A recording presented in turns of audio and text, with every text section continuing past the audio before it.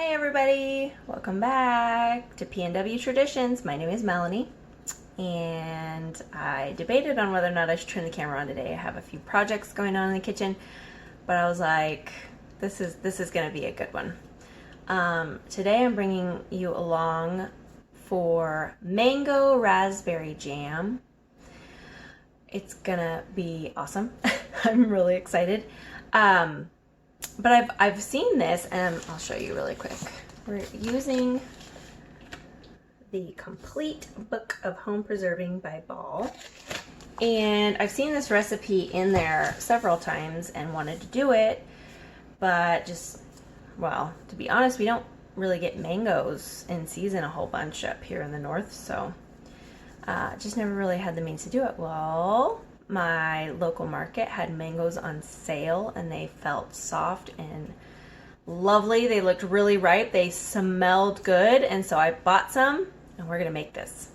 I'm doubling the recipe, and I am gonna take a few liberties. I'm just gonna use my own common sense and take a few liberties here. I'm going to double the batch, which they say typically you shouldn't, but I have always had good luck doubling a batch of jam and just getting it all done in one shot. So that's what we're gonna do. And it says it's supposed to make 7 8-ounce jars. I never get how much they say that you're supposed to get, so we'll see how far this really goes. So I'm gonna get you guys down in here closer and show you everything that I got. Oh, I'll show you this really quick. So I've got my water bath canner going right here. It's on like a medium heat, just staying hot. And then I have this beautiful pot that my mom just bought me. Thank you, Mom. It's absolutely gorgeous. It is now the official biggest pot I own and probably one of the most expensive pieces of kitchen equipment I have. So this is its very first thing that will ever be cooked in it is mango raspberry jam. So let's get started. All right, so it may look like we have a mess going on here, but I promise you it's controlled chaos. It is a really, really good idea to make sure that you have everything for canning set out ahead of time so you're not running around crazy like a chicken with your head cut off. All right, so this is my mango, you guys. I'm doubling it, so we need 6 cups. And I think this is about 5.5 cups, but we'll be able to fudge it and get what we need. So it's fragrant and sweet and delicious, but I don't like chunky jam. So I'm gonna puree this and make it more smooth. You can totally leave this in little chunks if you want. In fact, that is sort of one of the liberties I'm taking as well. The recipe says to just throw it in chunks. I never like that, so I'm not gonna do that. And then we also need 3 cups, recipe calls for 1.5, of raspberries. These are fresh raspberries that I just picked today. A friend of mine went out of town and she said, I don't want them to spoil. Go ahead and pick them. So thank you very much. So I'm gonna throw those in there too, and we're gonna blitz this around a couple of times and just see where we can get with it. Oh, I guess it helps if you plug it in, huh?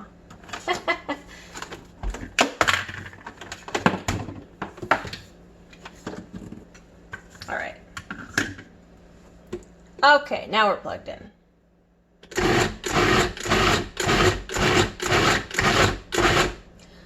Also, I forgot to mention, if you don't want seeds, if you don't like the raspberry seeds, you could do this separately and then like strain the seeds out. I don't mind a little seeds.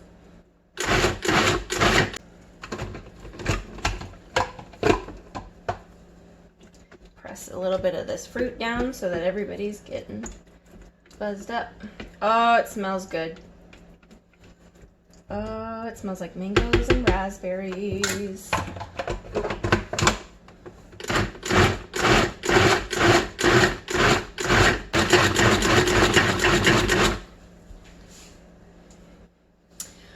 Okay, I think I've got it buzzed up enough, and there's just a few little mango chunks you can see, but I think those will cook out. So I give it a few whirs and it's all buzzed up. We're gonna pour it in the pot.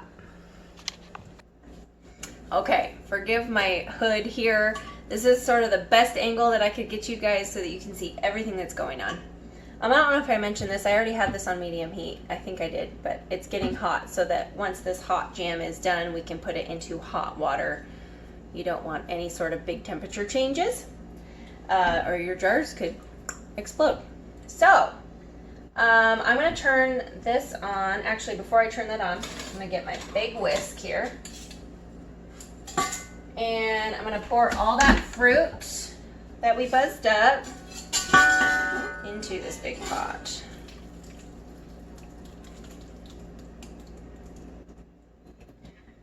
Careful of the blade. Gotta get all of that goodness off there. And then scrape it out. This is gonna make awesome Christmas gifts, you guys. I'm so excited. This is like a one-of-a-kind jam, and I have wanted to try this for a long time. Okay. I've got all that wonderful goodness out of there. So now I need to put in 2 tablespoons of lemon juice. You want to use a bottled lemon juice. This is an organic brand. I buy lemon and lime juice in this brand. And that's about 2 capfuls on here, so actually we need 4 because we're doubling the batch. So yes, 4 tablespoons of lemon juice. And the reason why you want to use a bottled lemon juice and not fresh lemon juice is because fresh, you don't know what the acidity level is. This, you're guaranteed an even acidity. All right. We need 2 packages of pectin. I am using a low sugar pectin. The recipe calls for a regular pectin, but because I'm using low sugar, which is another liberty I'm taking, I'm lowering the sugar amount. Do not do this if you're using regular pectin because it won't turn out, it'll be a syrup rather than, you know, a jam. But because I'm using low sugar, I feel like I can use my own sense to figure out how much sugar to add. So 2 packages, in my case, low sugar pectin. Just reading my stuff as I dump this in. All right, that's what we needed to do. So I'm gonna whisk this in. Oh, if you can't see very good, can you? And now I'm gonna turn my heat on. Just whisking that pectin in while the fruit is still cold. If you do it when the fruit is hot, it will kind of seize up on you and get lumps. So I'm going to turn my heat on, and we are going to bring this fruit mixture to a full rolling boil before we move on to the next step. Okay, I brought you guys down a little closer so you can see what I mean. In case I didn't mention it, you should be stirring this pretty constantly while it's coming up to temp. But you can see in here, there's some bubbles coming up. But when I stir it, those bubbles go away. So that's not quite what we want yet. We want it to where when we stir it, those bubbles don't go away. You can't stir down the boil. So that's how hot we want this before we add our sugar. Okay, I think we're there. You can see all these bubbles happening. When I run my whisk through it, the bubbles keep happening, right? All right, so now what we're gonna do is dump all of our sugar in at once. This is another reason why you should have everything ready to go. I have 8 cups of sugar here. I'm gonna go ahead and dump it in, and I'll explain to you why, or how much it was supposed to be in the first place. So you wanna just whisk it all in. Remember, this is a double batch, so it looks like an insane amount of sugar, and it is, but it's jam.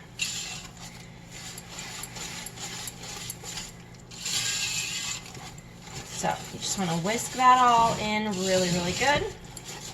Make sure there's no lumps of sugar hanging out in there. And you don't want any of this to scorch, so be sure you are moving this mixture around and scraping the sides and just being attentive to it. You don't want to walk away and go do something else right now. All right, so while I stir this, my goal is to bring this back up to a rapid rolling boil, again, where I can't stir it down. I'll explain two things to you. First, it called for, well, a double batch would have been 11 cups of sugar. First of all, 8 cups is already too much for me. But I had low sugar pectin, so I took a few cups of sugar off and just sort of estimated. I have done this before, and I have been successful with it. Now, you don't have to do that. That's totally your choice. You can go off of it. And if you have full or regular pectin, you probably want to go with the appropriate amount of sugar. Unless you don't care about the texture. If you prefer more of a syrup, then you can probably get away with it. So anyway, I made the executive decision to use a little less sugar. Second of all, we're going to do something a little funny. And while this comes up to temp, I'm going to take a little thing of butter, and I'm just going to take a little corner off my butter. I'm going to do 2 of them since we're doing a double batch. I'm just going to pop those in there. And what that does is, sometimes when you're making jam, I'm just going to whisk it in.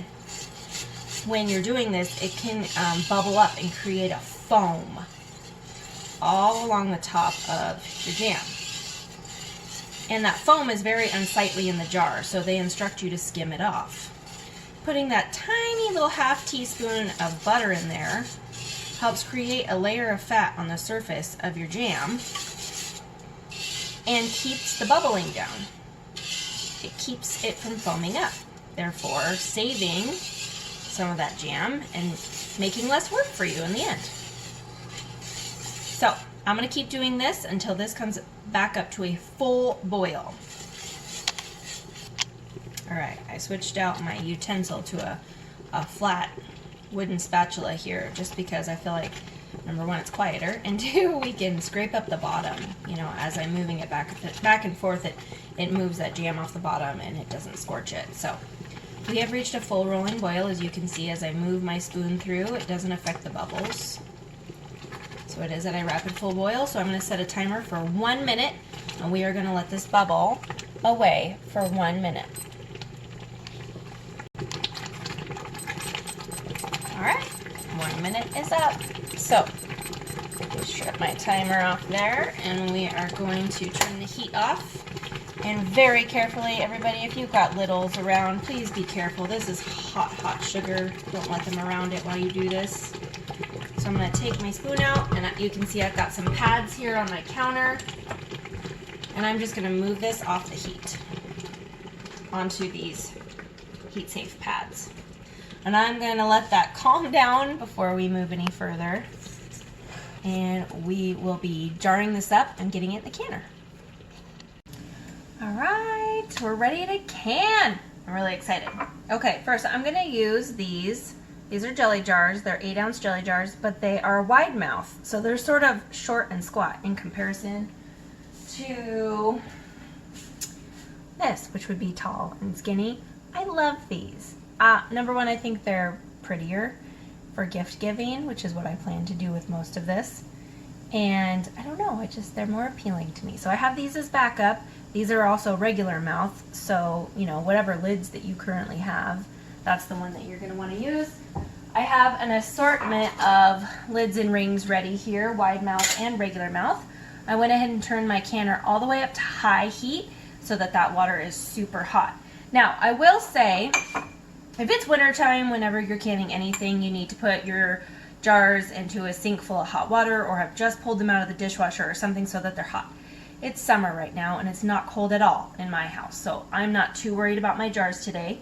I didn't just pull them out of hot water, but if it's at all chilly in your house, make sure that you warm these up. And I did just wash them. So I got no skin. Oh, you can't see it, so I'm going to bring you over so you can see. Look at that. No skin. Perfect jam. No foam. That's my cabinet. You don't want to see my cabinet. So I'm going to try and get you guys as good of a view as you can. So we're just going to dip in and get some jam in there. This is you want to use a funnel. Makes life a lot easier and just way less messy. And we're going to fill these with for a 1/4 inch headspace. And what that means is I'll show you.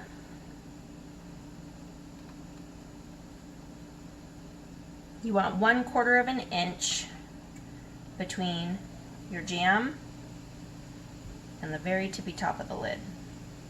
I'm gonna move that to the next one, just throw that in there, and I'll hopefully, very carefully, this is super hot, show you. Now you can see 1/4 inch is this top band right here. When you get good at it, you can eyeball it. But until then, they have this lovely little tool that gives you all these stair steps. So this is 1/4 inch, 1/2 inch, 3/4, and 1 inch. So you can just go like this, and if it's not touching jam, you know you're good to go. In fact, I could probably put another tablespoon in there and have it be good. All right, so then you just continue filling everything to the appropriate headspace.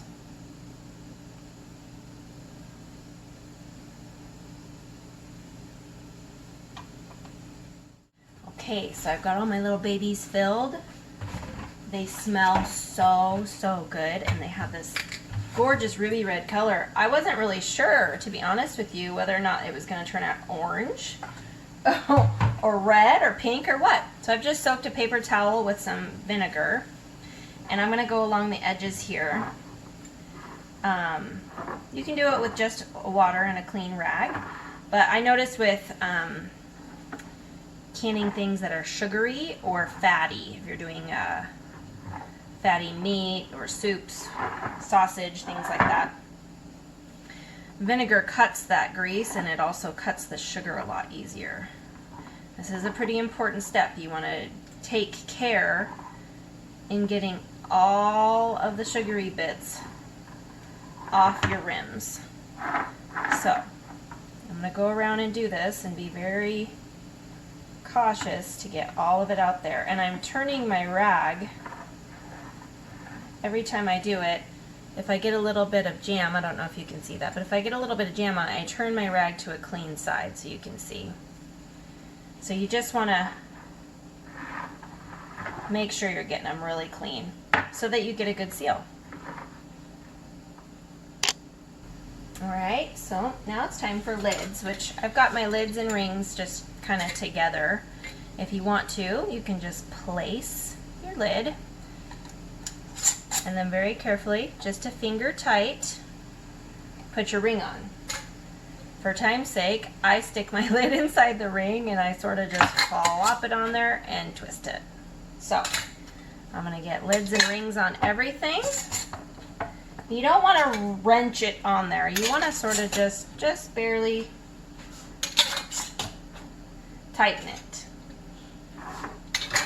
Because if you really crank on it, it could end up giving you a false seal in the end. And you want to know for sure whether or not something's sealed. So you don't want to eat spoiled food.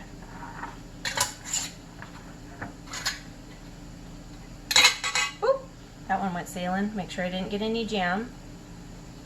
Nope, no jam. Just making sure. Alright, so last one, and I am going to take you guys over to the canner and show you how I load these up. Alrighty, so I'm going to use a pot holder to open my lid, and I've got this, it's pretty much at a full rolling boil right now, which is good for our situation because that's what we need. I'm going to grab my handy dandy grabbers. I'm trying to make sure that lid doesn't crash to the floor. My jar grabber. We're just going to load these in. Look how gorgeous. Oh, it's kind of dark. You can't see. But, alright, we're going to dump these in. Gently setting them on the bottom. Now, like I said, I never get what they say. They said a single recipe should have given me 8 of these jars, which meant, or no, a single recipe would have given me 8, which means a double would give me 16. I got 11. So, it never works out, but that's okay. Being that I have 11 though, I'm gonna have to double stack this. If you've never double stacked a water bath canner, all you need is a separator. I'm actually gonna use the bottom of my for my pressure canner. It's like the bottom thing that keeps it protected. So I'm just gonna use this. They sell rubber ones of these that you can just place in on top. So I'm gonna make sure that the nub parts are up so that this is totally flat, and it will lay totally flat on these jars. And that will give it even weight distribution so that you can double stack your canner. And I'll just have 3. So, you want your water level to be at least 1 inch above your jars, which it is not right now. So I'm going to get some hot water and fill this thing up till it comes up to 1 inch above these top jars.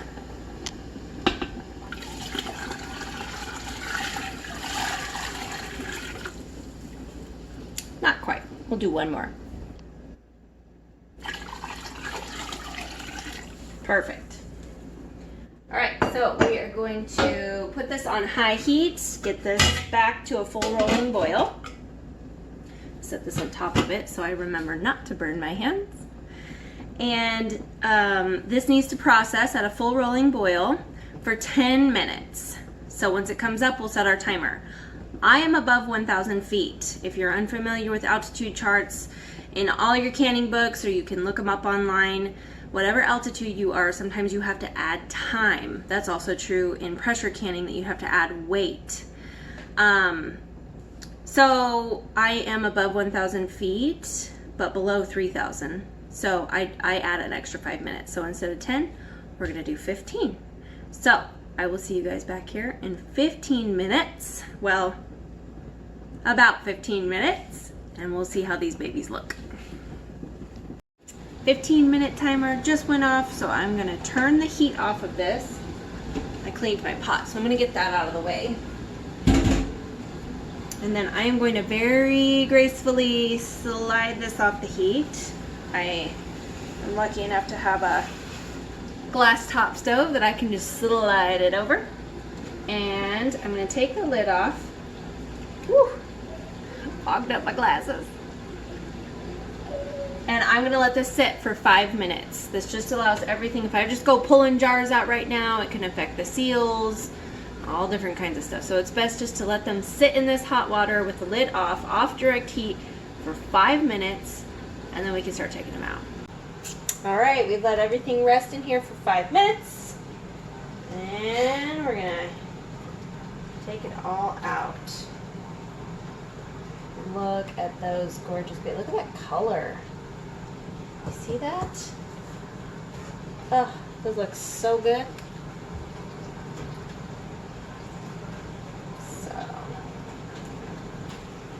So just lift that disc out of there, and then you can get everything that was on the bottom. And listen for the ping. I've had actually, oh, there was a third one. So the 3 top ones that I just pulled out have already sealed. Let's see if you guys can hear a couple of them as I bring them out.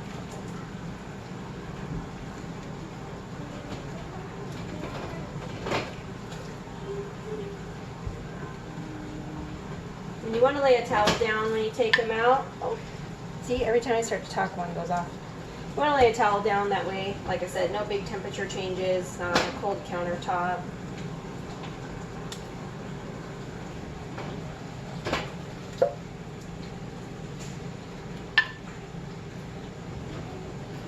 Do those little pings. Last one. Whoa, the camera's moving. See if we can get it in the light.